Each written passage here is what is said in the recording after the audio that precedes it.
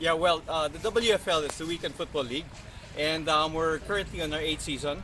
This is supposed to be a purely amateur league, so you have amateur clubs, and sometimes some clubs or some players use this as their way to get more experience, to learn more about football, and quite a number of our players have actually gone up to UFL. As a matter of fact, some clubs have actually moved on to UFL. One of the clubs that's still there is Forza FC.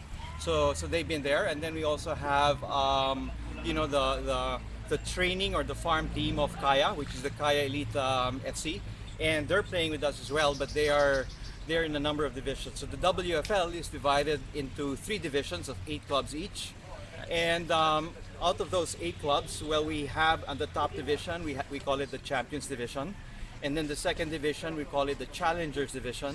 And the third division is the Contenders Division. So we've expanded. We started with 6 clubs back in 2009, and we're currently 24 clubs. And then, of course, the league has become a little bit more competitive than we thought it was going to be.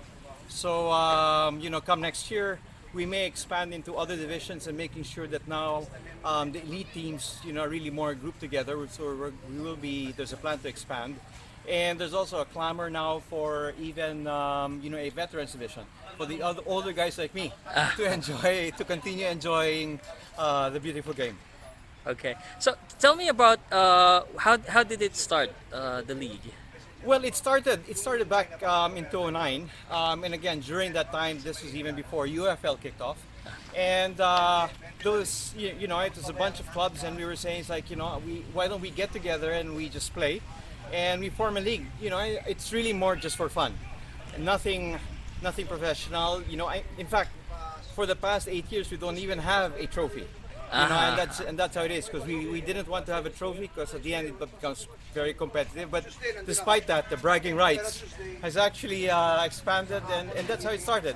It's really started with players who just wanted to play the game on weekends. Yeah. So you've been doing this for 8 years. 8 seasons. Yeah, Yes. 8 season. Did you have any help from any sponsors at all?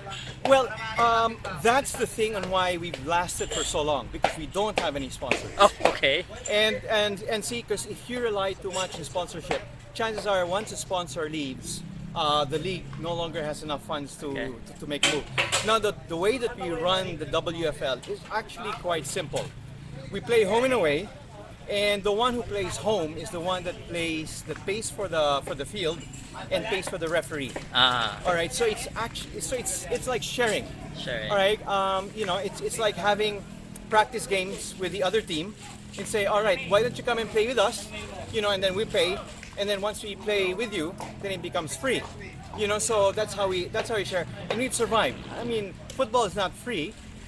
Some clubs, given their exposure and knowledge on how to get sponsors, have their own sponsors. Yes. So let their sponsors actually pay for the club's fees, and that's how we've grown, and that's why we've lasted. Because if you rely on sponsors, you're not gonna last unless, of course, you have TV money like UFL. Where UFL is very much funded by LBC, so LBC has been pushing that. We tried to get quite a number of, we got sponsors through our, we have a 7-a-side. We have a seven-a-side league that runs for 5 weeks, and that's where we invite corporate teams.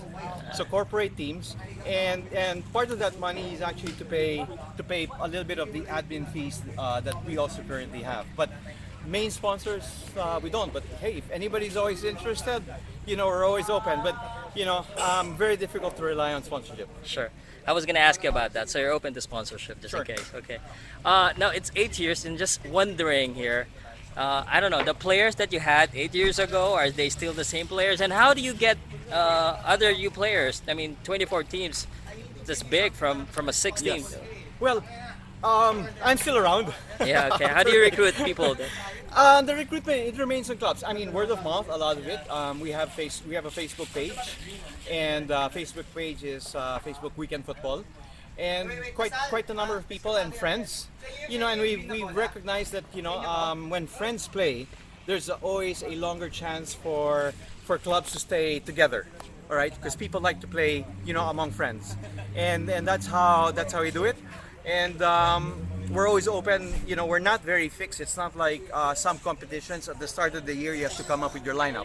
Okay. We always allow clubs to continue recruiting even during the season, and we also allow clubs just to have guest players on the day. So there's no reason why clubs should default, because all they need to do is find 11 players who want to play on the day, then they can. Okay. I mean, we try to stick to certain registration rules. Yeah, and we're also very specific. Now we're very specific as well. We're very strict about registration in terms of, we also require now players to submit their IDs with names, because we've also learned in the past that sometimes a player would use his one name on one team and another name on another team. Okay. And also some ex-UFL players would come and then use a different name in our league, and so that's how we now try to manage and making sure that you have to be an ex-UFL. You cannot be a current UAAP or an NCAA varsity player. So these are more for people who are not anymore at a very competitive level but still want to enjoy the game. Okay. If people that doesn't know you wanted to join you, what do they do?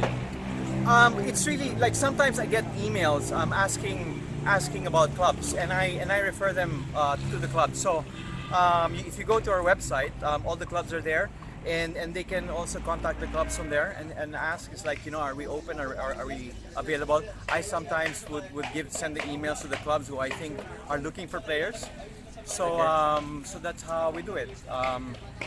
People can email weekendfootball@gmail.com. Football is spelled FUTBOL. And I get that, and I forward it to the clubs. Okay. My last question is, Sure.